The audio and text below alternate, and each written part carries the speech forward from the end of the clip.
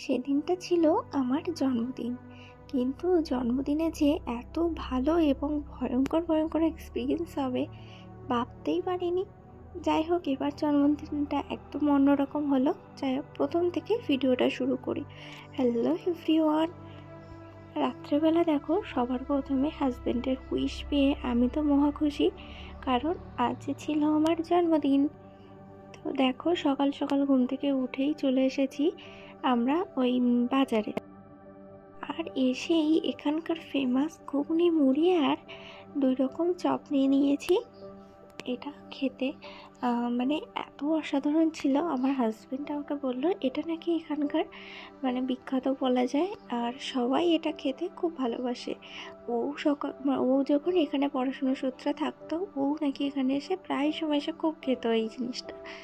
আর সকালবেলা আর বলবো না, বিকাল সন্ধ্যা হয়ে গেছে। তখন দেখো আমরা যাচ্ছি, ওর 2টো বন্ধুর কথা বলেছিলাম, তো প্রথমে একটা বন্ধুর বাড়ি এসেছিলাম, সেখান থেকে আরেকটা বন্ধুর বাড়িতে যাচ্ছি আমরা। তো সেই দাদাটাও এসেই আমাদেরকে নিয়ে যাচ্ছে। আর আমি হঠাৎ দেখি ও একটা কেক নিয়ে এসেছে। আমি তো ভাবতেই পারিনি, আমার কোনো রকম ইচ্ছা ছিল না এবারের জন্মদিনটা পালন করার, সেই জন্য আমি ওকে বলে দিয়েছিলাম। কিন্তু দেখো, তবুও ও সেই একটা কেক নিয়ে এসেছে। যাই হোক, আমরা সেই দাদাটার বাড়িতে যাচ্ছি। মাঝখানে ওই ব্রিজের উপরটা নেমে একটু মশলা মুড়ি খেয়ে নিয়েছিলাম। আর দুপাশের রাস্তাটা এতটাই সুন্দর, বলার বাইরে, এত ভালো লাগছে যেতে। দিনের বেলা হলে হয়তো আরও অনেক বেশি ভালো লাগতো। যাই হোক, কিন্তু রাস্তার দুই পাশে যেমন বড় বড় গাছ, তেমন দুই পাশে নিচে আবার তোমার ধানের গাছে ধান চাষ করা। আর এই দেখো ড্রাগন ফল গাছ। আর দেখো, এই যে কেকের প্যাকেট থেকে কেকটা বার করছে বৌদি না দিদি, আমি বারবার বৌদি বলে ফেলছি, কিন্তু আমরা তো যাই, তো সেই জন্য আমাদেরকে দিদি বলতে হবে, দিদি বোন এগুলো বলতে হবে। এই দেখো, কেকটা একটু সাইড হয়ে গেছিলো, যার জন্য এরকম সরে গেছে। যাই হোক, ওটা কোনো ব্যাপার না, ভালোবেসে বর এনেছে বলে কথা। ভাঙা হোক বা সাইড হোক, যা হোক, এটাই অনেক ভালো। আর দেখো, এই দাদা বিরিয়ানি করছে। দাদা খুব ভালো বিরিয়ানি করে। চলো দেখা যাক কেমন বিরিয়ানি করে। যাই হোক, মজা করছি। এবার দাদা উঠে গেছে, আমার হাজব্যান্ড বসে গেছে।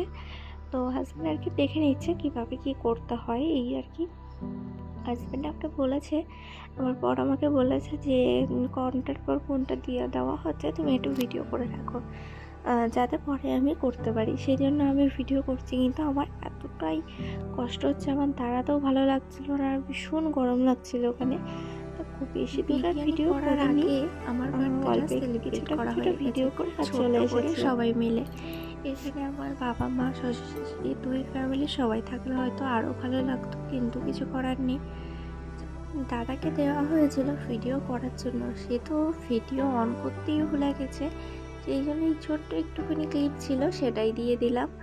আর এদিকে দেখো, আমার পর ও কাজ রান্নাবান্নার রেসিপিটা করার জন্যই ও ব্যস্ত। যাই হোক, ওরা করুক। আমরা এদিকে কলের দিকে এসেছি। যে দাদার বাড়িতে গেছিলাম, সেই দাদার ওয়াইফ কলেজে যাবে বলে এসেছিলো, তাই আমরা সবাই মিলে এসেছি যে আমরাও রাস্তাটার দিক থেকে একটু ঘুরে আসি। তো সেদিন চাঁদ মামাটা এত সুন্দর লাগছিল যে কি বলবো। আর এই যে বিরিয়ানি করা কমপ্লিট, এখন বিরিয়ানিটা দাদা সবার থালায় সার্ভ করে দিচ্ছে। আর এখানে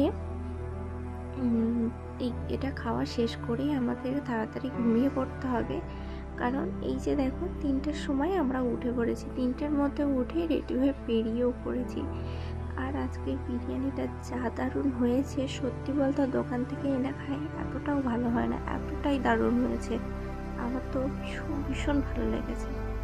যাই হোক, এই যে যাচ্ছি নদীতে, তোমাদেরকে তো অনেকগুলো পোস্টে দেখিয়ে দিয়েছিলাম, আজকে পুরো ব্লগের মাধ্যমে পুরোটাই শেয়ার করলাম যে জঙ্গলে গিয়ে আমরা কী করলাম।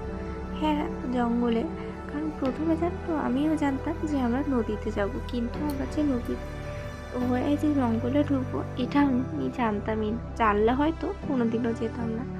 আর যখন অন্ধকার ছিল, এবার আস্তে আস্তে দিনের আলোটা ফুটছে বলে এবার একটু ভিডিওতে সব কিছু ধরা পড়ছে। এর আগে অন্ধকার ছিল বলে আমরা তো প্রায় বেরিয়েছি সেই 3টার সময়, অন্ধকার ছিল সেই জন্য ভিডিও আর হচ্ছিল না। আর এখানে আস্তে আস্তে ওই মাছ, এত মাছ লাফাচ্ছি, ভিডিওটা তো বোঝাই যাচ্ছে না, ঠিক করে ক্যাপচারই হচ্ছে না, কিন্তু এত মাছ লাফাচ্ছে। যাই হোক, দেখো এই যে জঙ্গলের মধ্যিখানে ওই যে রাস্তার মতো সরু ছোট্ট একটু সরু নদীর মতো, এর মধ্যে আমাদেরকে ঢুকিয়ে রেখে দিয়ে গেল। আমরা এখানে 3জন আছি মেয়ে, ওই দিদি ভাই আর একটা বোন, মানে ওই বৌদির কি পিসি শাশুড়ির মেয়ে নাকি এরকম হবে। যাই হোক, আমরা 3জন এখানে তো ফাটিয়ে আনন্দ করছি। ওরা সবাই মাছ ধরতে ভিতরে চলে গেছে। এবার বলে গেছে যখন জোয়ার উঠবে তখন ভিতরের দিকে আস্তে আস্তে যেতে।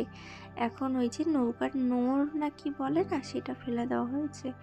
আর ওই দেখেছো কত রকমের সাপ, আর সাপগুলো আস্তে আস্তে ওই দিকে এক জায়গায় 3-4খানা করে জড়ো হয়ে গেছে। জাস্ট পরিবেশটা দেখো, এতটাই সুন্দর, স্নিগ্ধ, আর সকালের পরিবেশ বলে বোধ হয় আরোই বেশি ভালো লাগছে। এখানে আমরা সবাই গল্প করতেই ব্যস্ত, 3জন মিলে এত মজা করেছি। আর মানে সে কী বলবো, ভীষণ মজা করেছি সব 3জন মিলে। আর এখানে কী যে গল্প করছি কী জানি। যাই হোক, যত না বেলা বাড়ছিল জোয়ারও উঠতে চাইছিল না। সময়টা যেন আমার মাঝে আনন্দ করেছে ঠিকই, তার মাঝে আমার অস্বস্তিও লাগছে যে সব মাত্র আমরা ঘুমিয়েছি, ঘুমিয়ে মাত্র ঘন্টাখানেক ঘুমাতে পারিনি, আমরা উঠে চলে এসেছি।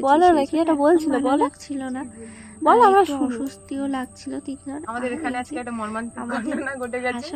ঘটনাটি হলো আমি মারা গেছি, আমাদেরকে এই ব্যক্তিটা মারা গেছে দিয়েছে, আর উঠে এসেছি, কালকে উঠে চলে এসেছি। বোনই আমাদেরকে কোথা থেকে, স্বর্গ থেকে না নরক থেকে মজার মধ্যে রেখেছে। মরে গেলে পাতাল থেকে আসে, তার মানে কি আপনি এখন ভূত হয়েছেন? হ্যাঁ, চলে যাই বাড়ি, একে লাঠি মেরে জলে ফেলে দিয়ে যাই। চলো, এই ভিডিওটা না আমি অরিজিনাল ভিডিওটাও পোস্ট করেছি, তোমরা চাইলে গিয়ে দেখতেও পারো। আর এই দেখো, গল্প করতে করতে জোয়ারও ওঠা শুরু হয়ে গেছে। আমরা কিছুক্ষণ একটু নৌকাটা অন্তত ভেসে উঠলেই, মাটি ছেড়েও একটু ভেসে উঠলেই নোঙরটা তুলে দেবো, দিয়ে জলের স্রোতে তো যাবো। কিন্তু জলের স্রোতে যেতেই আমাদের সাথে যে কী কাণ্ড ঘটেছে একেবারে ধারণার বাইরে, সেটার ভিডিও কোনোভাবে করতে পারিনি। এই দেখো, নদীর দেখো এপার ওপার, মানে মাঝখানে সোজাসুজি হয়ে গেছে নৌকাটা, কারণ মানে যতটা গেছি পুরোটা নৌকাটা ঘুরতে ঘুরতে ঘুরতে ঘুরতে গেছি। আমরা তো এতটা জানি না নৌকাটাকে কিভাবে কন্ট্রোল করতে হয়, কিভাবে সোজা হতে এইটা হয়েছে। আর যাই হোক, ফাইনালি আমরা চলে এসেছি। এর মাঝে আমি জানতাম না এটা নৌকা, আমি একবার জিজ্ঞাসা করি দুপাশে রাস্তা, তো বলছে কোথায় রাস্তা, আরে দাঁড়াও তো, কাছে আসে নেই, অবাক হয়ে গেছি। তারপরে দেখো সোজা এখন জঙ্গলের এই জ্বালাতে জ্বালাতে এসেছি, আসতে ওদের দেখা পেয়েছি। এবার আমাদের আওয়াজ ওরা শুনতে পাচ্ছে না, ওদের আওয়াজ আমরা শুনতে পাচ্ছি না, মাঝে মাঝে হালকা করে ওদের আওয়াজ শুনতে পাই। আর ওদের পায়ের যে দাগগুলো মাটিতে, সেগুলো দেখে দেখেই এগোচ্ছি। একবার একটা কর্নারে কিছু গাছের গায়ে ইকো হয়ে আর কি ওদের ভয়েসটা শুনতে পাই।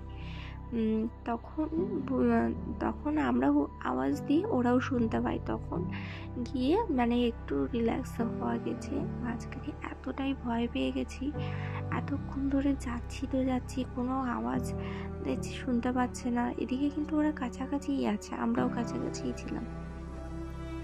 আর যতটা যাচ্ছি ততটা জঙ্গলের ভয়ঙ্কর, মানে হাতে তুলে দেখাও কাঁকড়াটা ধরে,